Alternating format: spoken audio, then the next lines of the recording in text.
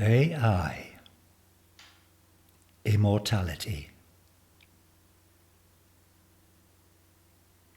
It felt good to be headhunted by the CEO of Phoenix 6, one of the 12 transhumanist family dynasties who came to the fore in the late 2030s.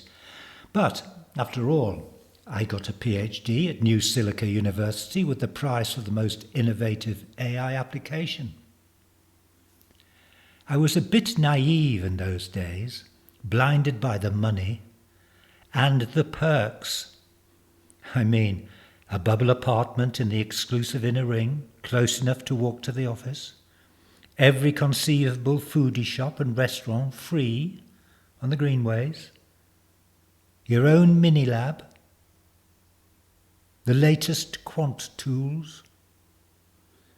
And every weekend from Friday night to Sunday early morn, I'd be sucked into the banger hanger like all the other novice Phoenix 6 workers to rave to the beat. Pills at the door to spread the love, to compress my sleep needs, to turbo my limbs, and let it all hang out before the following week's work. Later on, as an older worker, I'd settle in an arranged marriage, enjoying the holotheatres with all the latest productions, home streaming, electro gyms, comfort creche, sports courts, anarcho arcades. And on Sunday afternoon, I'd meet with everyone in the same hangar, now transformed from rave resort into the shrine of the Singularity. Like churches, temples, mosques, and stone circles before it, it was a collective gathering of souls preparing themselves for the transition to the next life. In Phoenix communities, this would mean having one's consciousness uploaded into humankind's inevitable machine-interfaced future. In short, at every stage from birth to final breath, virtual umbilical AI cord connected all workers and their families to the hub, the Phoenix's dynamo of eternal life, being fed by it, replenished by it, so that they can maintain longevity. It was a fact that elite staff, those in the sacred circle, lived totally enclosed lives within the rings, marrying, having their one child, slow aging, and finally, at around 120 years, without ever suffering a single day's sickness, having their corporal selves buried among the stars, fired there by space capsule.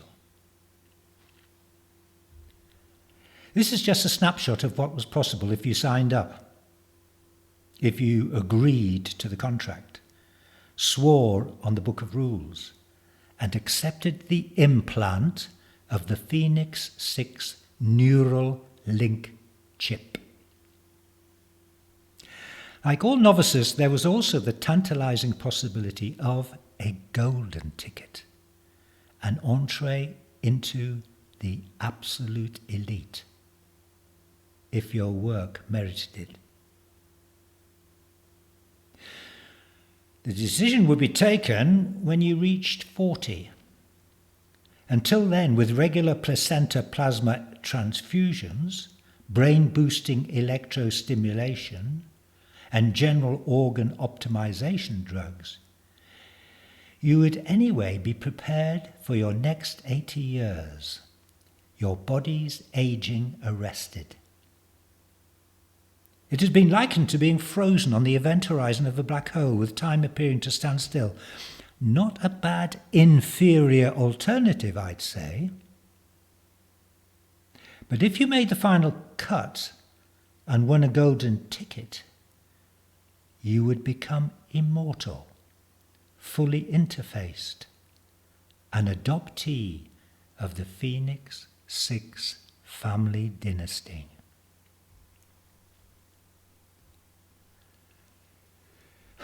The approach from the company's CEO came in the form of a holochip.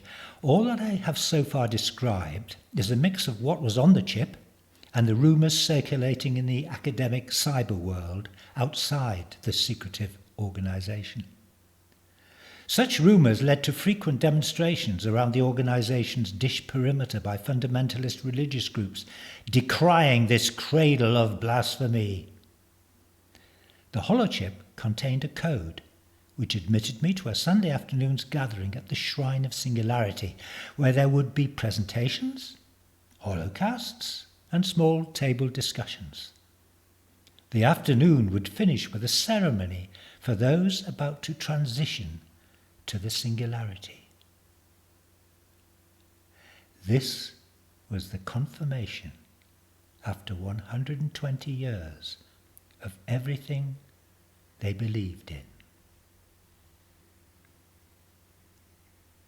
I sat in a bar with two friends and played them the chip on Co-Link. They were in the middle of exhorting me to jump for this once-in-a-lifetime offer when I became aware of a third viewer standing behind us. She was younger than me, skinny but bonily attractive to my eye. She had long dyed white hair, skin glistening black, a silver one-piece and a pair of curious pale eyes. She was regarding me with a steady, though slightly cold gaze. "Don't listen to them," she said, "unless you have a higher motive for going to the transhumanist rapture." Although my friends did not comprehend her last word's meaning, I knew it perfectly well. I had sub-majored in religious philosophy, feeling it might offer me a possible future avenue for AI programs focused on augmenting mindfulness.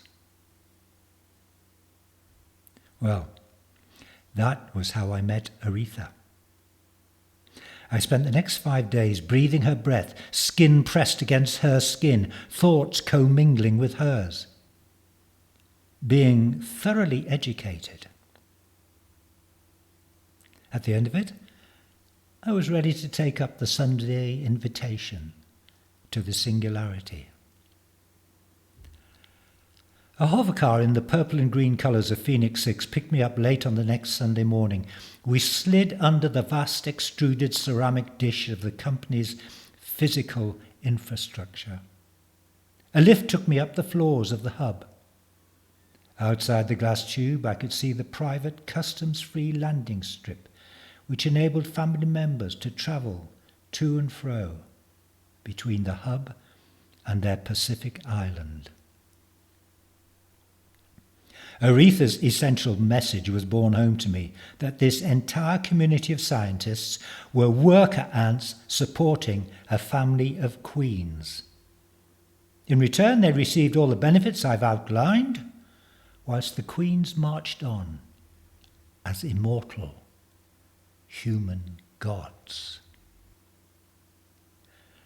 I touched my skull involuntarily where Aretha's anarchistic group, which called itself the Sisters of Lud, SOL for short, had implanted the chip. It was almost indistinguishable from the transhumanist version, so as to raise no red flags. It took an act of altruistic bravery I never knew I possessed to let them do it, though I was reassured when the location for the operation turned out to be a high-tech state hospital and the surgeon very experienced in neural chipping. I was led into the hangar with its nightclub layout of 6 to a table around a central holostage. On it was what I guessed was the rapture bubble. I'd seen pictures of the early prototypes on the net. There were 3 seats inside, so it seemed 3 worker ants had reached their terminal 120 years, and their brains were about to be data scavenged for anything useful to the dynasty before their bodies were taken to the space shuttle. The CEO came over. "Ah, Jalib Jewett, I presume?" "Hello," I said. "Well done on winning the AI prize, and a black woman at that. A first, I believe, for Phoenix. We're looking forward to developing your work at scale." He was confident I would join up, obviously. "It's very exciting," I mumbled, pretending to be overcome with bashfulness. "Our gain," he said, smiling affably. I changed the subject. "That's the Singularity bubble, isn't it?" I nodded at the stage. "Yes. Do you want to take a look?" People were only beginning to trickle into the hangar. "Love to. I've heard the rumours."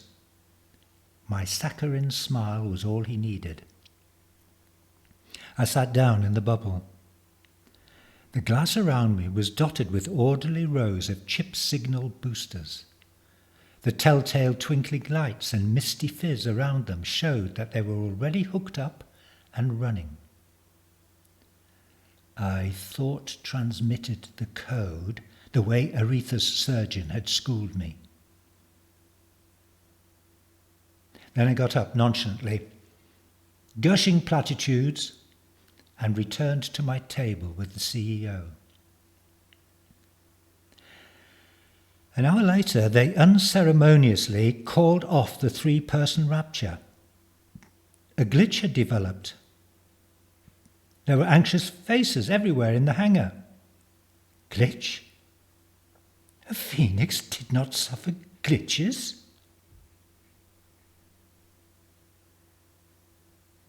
And it was as simple as that. I, Jaliba Jewett, brought down the sixth family of the 12 Phoenix dynasties.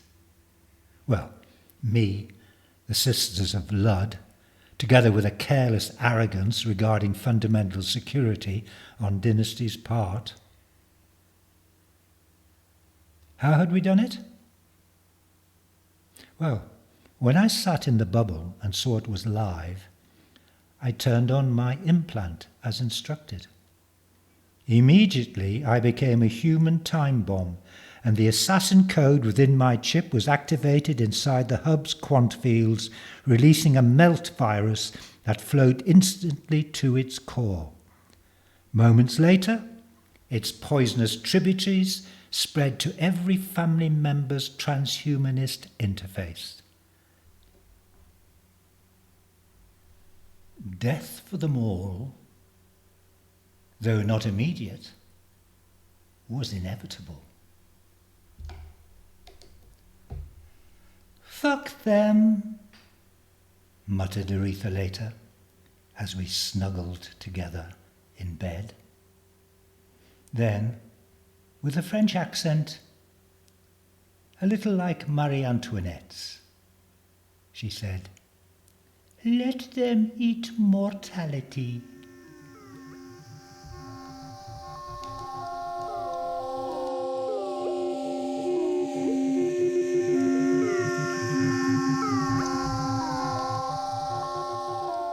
I was inspired to write this tale after discovering that there is indeed a cult called transhumanism, boasting a couple of million adherents. They believe that the future of humankind is inevitable, the human-machine interface. The singularity, of course, is when you get uploaded and become part machine. Anyway, I hope the story entertained you. Please check out the numerous tales on the channel. There are a number now pointing to possible futures involving AI. And please hit the subscribe button to signal your interest and receive forewarnings of tales to come. It's also great when listeners leave comments and share the site's links with their friends. If you like reading as well as listening, then go to my website, www.jacksanger.com. And there you'll find novels, short stories, plays, poetry, all free to download, unless you feel inclined to make a donation. So that's all for now. Be with you soon. Go in peace. Bye-bye. Bye-bye.